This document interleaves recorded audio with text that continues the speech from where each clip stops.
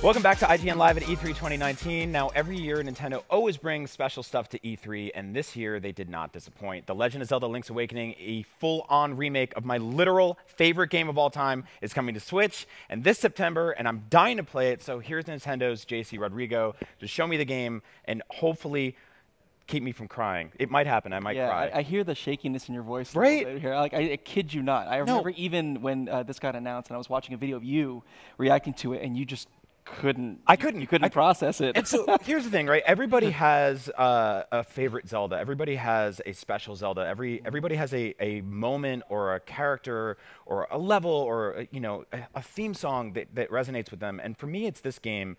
Link's Awakening originally came out for the Game Boy. It's being fully remade for Switch. It tells the story of Link being shipwrecked on an island. I'm sort of doing your job for you. This is great. No, yeah. You carry it. Go ahead. Go on. And so he kind of wakes up in his home, and he gets a shield. Correct. And heads out into the world. Exactly. So he wakes up on Koholint Island, and he's like, he doesn't know where he is, and he wakes up with this girl and a guy, and it's like, what's going on here? And then eventually he finds this shield just like that, and he knows he needs to get off this island. So he wakes up in Mabe Village, and generally speaking, his goal, if you haven't played the game or haven't heard of this game before, definitely a great place to start. Your objective is to basically collect all of these instruments to waken the windfish, right? A sleeping mythical creature that probably should help get you home. Who is a fish that sleeps in an egg? Yes, that's the giant egg you see on top of that mountain for some reason. I mean fish, eggs, I don't know. Sure. Yeah. I mean, that works, right?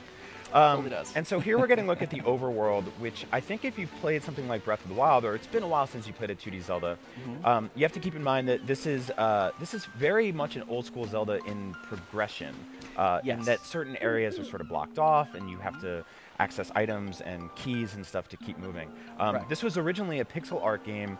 The art direction this time around is stunning. It almost looks like it's made of clay.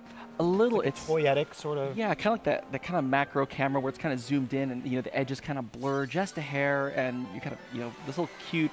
I don't know. It's almost like a diorama. Funny enough, when you come to our booth, you'll see that there's actually these little figurines, and we've kind of made them on top of these little desks that you can take a look at. And it really looks adorable. So yeah, they really adjusted the art. Do you guys know what you're doing with that at the end of the show? Are you giving it to like one lucky fan? You know what?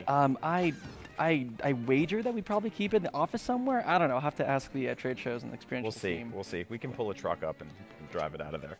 I'll put in a good word.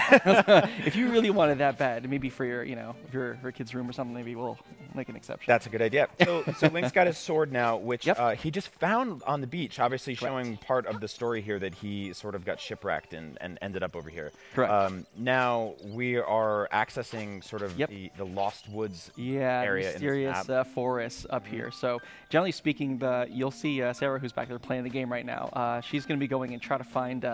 First, she's going to have to grab. I know I'm spoiling a little bit, but this is just a demo. You know this already. Yeah. Going to go grab the magic mushroom, and then they're going to go to the witch, and then we're going to try and get ourselves to the Tail Cave, which is essentially the first dungeon. So one of my questions is, this was originally a Game Boy game, which means that it was essentially like on a square screen, and now we're seeing something widescreen. How are you guys accounting for that? Is there more? It seems like in the overworld you get to see a little bit more. Yeah, you can see a little bit more because it's a bit more panned out. Of course, more screen to work with. A couple of other adjustments because we have that extra screen to work with. They've also made a couple adjustments to the enemies. They'll use that space a little bit more because everything, it's all spatial, right? So even those moblins you just saw, they're going to back off a little bit now than they weren't before because you don't want to do that to Game Boy screen, right? But here you want to take advantage of that. So there's a little bit. Oh wait, I wasn't aware. Or I've played this before, but wait, that's not how it worked, and it kind of freaks you out a little bit. That's a good thing. You'll constantly be surprised, even if you play the first. Now, one of the other things that was, obviously a product of the technical limitations of the hardware to begin with, is that this was a game on Game Boy which had 2 buttons, which means that you were, constantly switching between things. And for the first time in a Zelda game, you had to basically select if you wanted to use a sword or a shield, or not, yeah. And sometimes you would go around with maybe just like other weapons and stuff. But obviously the Switch has more buttons. So will there be certain actions that are defaulted basically to having button commands already, such as like running or jumping, which eventually you get to unlock in this game? Correct. If we get there, we'll definitely show that. Generally speaking, yeah, I think right now I think it's like the B button for your to swipe with your sword. If you want to use your shield, we can put that to the R button. So you can just kind of hold your shield, and then when you want to, just kind of hit the B button. That's fine. Once you get like the Rock's Feather, we were just talking about that, ability to jump. You can assign that to the Y or X button. So all you have to do is just press the plus button once, hit Y, just highlight an item, press the Y button, or highlight an item, press the X button, and it's just set. So it takes a hot second. You can have up to like 5, 6 items equipped just at once. One of the other little quality of life things I wanted to point out is you just picked up one of the acorns there, which is like sort of empowers your sword for a little while. And in the original Game Boy, that prompted a very significant dialogue chunk that basically you had to read every single time. Hey, you've got the... Yeah, hey, you've got the... Which for me, as blank. someone who's played this game like once or twice a year, every year since it came out, Right. I've read it a lot. I'll put it that way. So it seems like this time around that came... it's a little bit snappier. Yeah, I mean, it's relatively quick, especially since the limitations of the Game Boy. You had maybe even if you had a lot of text, it would have to be like once or twice. You'd have a couple windows just to get through one block. But now, of course, you have extra real estate on the screen. A lot of that we can insert more text, but also less boxes to click through. Sure. Because you have space. Now, I would like sort of describe this game as slept on. Like this is sort of like a sleeper hit. It's one of like a lot of people's favorite Zelda games, but it's also one that a lot of people haven't played because it was originally on Game Boy. It got ported to Game Boy Color with some new colors and a color dungeon. And then you could buy it through Virtual Console on 3DS. But other than that, this has really not been a game that Nintendo has revisited often, although we've seen some of the characters return in like Hyrule Warriors and such. Why bring Link's Awakening back now? I think there was a sweet spot in time where, we already, apparently the team that was working on Breath of the Wild was already working on the sequel, as you guys already know about that. But I think there's also like a soft spot for the classic 2D top-down, Zelda games. Yeah. I think it was time because we had the resources. How cool would it be to bring a game that maybe not a lot of people have played and update it? See, there's a quick item swap right there. Oh, wow, yeah. And just bring it on the go. So I think this is a perfect time for them to revisit this particular world, reintroduce what, good games good forever. And I think, a lot of people are really looking forward to it. Same as myself. I can't wait. I really, really can't wait because I think there's going to be a lot of surprises that people aren't expecting, and also things like this where people remember if you threw the magic powder on a blob, you can talk to it. No, there's a lot of really wonderful little details in this game. This is a very sort of charming, eccentric take on the traditional 2D Zelda game. And I think all Zelda games get a little bit weird, but this one it's just got this charm to it that's just like so different than all the other ones. I think there's just a weird cast of characters and enemies and stuff like that. There's also like, and we've seen this in the trailers, and I had to actually explain this in an IGN article. There are Mario, Yoshi, Kirby cameos in this game. There's a lot of like sort of Nintendo characters will show up in various settings. Some of them are enemies, some of them are items. Yeah. So a couple of examples. Walking in Mabe Village, you see there's a chain chomp, but technically its name is Bow Wow. It happens to be a pet, right? If you walk into that particular house, you have the Chow Chows that are also in that house, owned by the ones that kind of like, again, pets. But yeah, they are chain chomps. They are literally chain chomps. Another example, when you're in the tail cave and you're in the 2D section, you'll notice that, hey, those really weird brown things kind of look like Goombas. You know what? They are. They are literally Goombas. Hopefully there's so there's speaking of the tail cave, there's the key. So you can tell that we're about to approach that tail cave soon. Now, we're obviously looking at the core story stuff right now, the overworld Link sort of adventure through the island. But you guys showed off something in the Direct that had me really intrigued. Now, to me, this is a flawless game that didn't need any new content, but I will happily take it. There is now a new mode that's sort of like a dungeon maker. Yes. So tell me about that. How does that come together? I won't go into too much detail, but I will say that you have the ability to create your own kind of custom dungeons and then have other people play them. Oh, interesting. For some rewards. And so those dungeons are basically tile-based, and you can unlock tiles throughout the main story? You can unlock tiles through playing the game. I won't go, again, not too much detail, not just yet. We'll talk more about it. And then you can kind of put those panels where you are. So even if you have the same, let's say I have the same number of panels, you have the same number of panels, we'll make dungeons for each other that will be incredibly different. The sequencing will be different. You don't know what's going to come next, and it'll kind of... it's for those people that kind of want to trick it and have fun with other folks and be like, hey, check out play my dungeon, dude. This is right. So you will definitely have some of that. You want to mess with people that you know. This is a great way to do it, and also kind of gives a fresh perspective on, the charm of even creating a dungeon or something challenging. So I think it's a really fun little. There was also we saw there was a bottle. unlocked. There was an item, which There is. there aren't bottles in Link's Awakening. Well, there weren't. Oh. Okay, so yeah, Maybe there's a bottle somehow, or hey, this thing looks big enough to carry a ferry. No, so that makes me really happy because it makes me think that there are little tweaks happening in the background. There are plenty of tweaks. So there's going to be plenty of tweaks going forward. I'm sure we'll cover more of that later on. But at the same time, even the smallest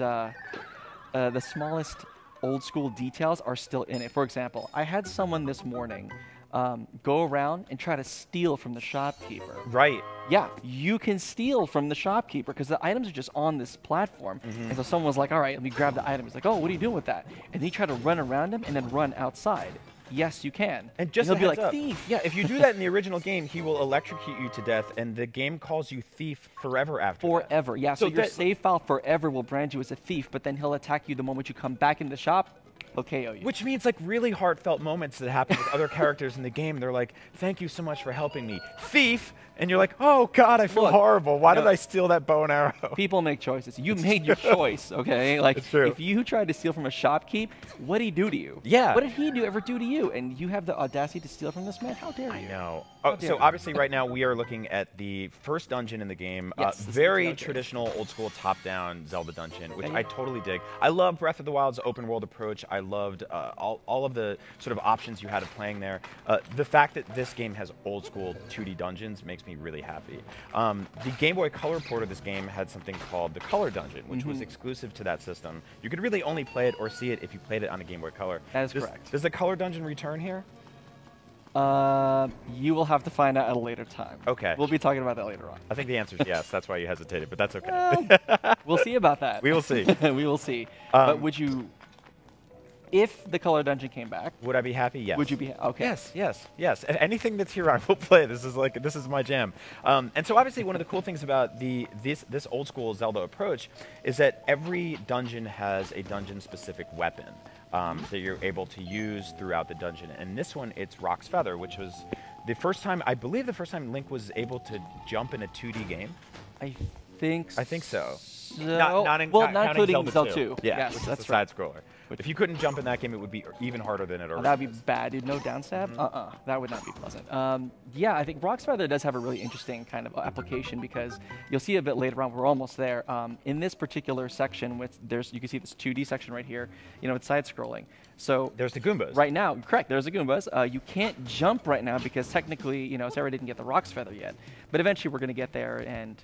She's going to do it. Okay, so this is one little trick right here. So if you step on a Goomba like that, you actually get a heart. Oh. And that's the only way you can get a heart from a Goomba. Was that in the original game? I don't know if I remember that. Not sure if the heart was. Goomba definitely was, and definitely Stomping. And so that moment's really cool because it shows you something floating in the air, which as a 2D Zelda player, you're like, how do I get up there? Correct, and then it just immediately gets answered for you. So there's a Rock's Feather.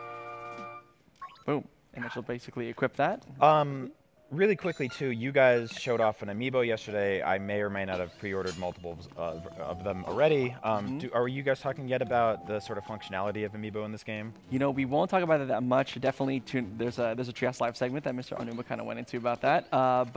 Yeah, it's really, really cute, and there is a custom one just for Link's Awakening that'll be available. That's awesome. Any sort of interactivity with other Zelda amiibo? Oh, I'm not going to go over that just yet. Come on. It's too early. We got until September 20. Not say no. we have until September 20. Which is like wonderfully not that far away. It is. Very happy about that. I mean, technically, maybe I'll just give it to you now. But okay. I don't have an amiibo for you, but I just want to make sure I gave this to you before, and you can show this off on camera later. So go ahead and hold that.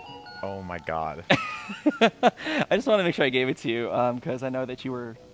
You're the best. Gigging out about no, I literally collect Legend of Zelda Link's Awakening memorabilia. This just totally made my day. JC, thank you so much. Anytime. I'm more than happy. I might cry.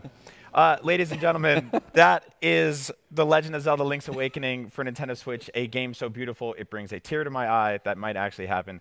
JC, thank you so much for coming by. Hey, Dugginator, what's up next? Thanks, Brian. I'm sorry, Doug. Okay, I'm going to stop. I'm sorry to stop you talking about that game, but something tells me you'll find plenty of excuses to do that between now and September, like watching this rewind of that surprise Zelda game trailer, for example.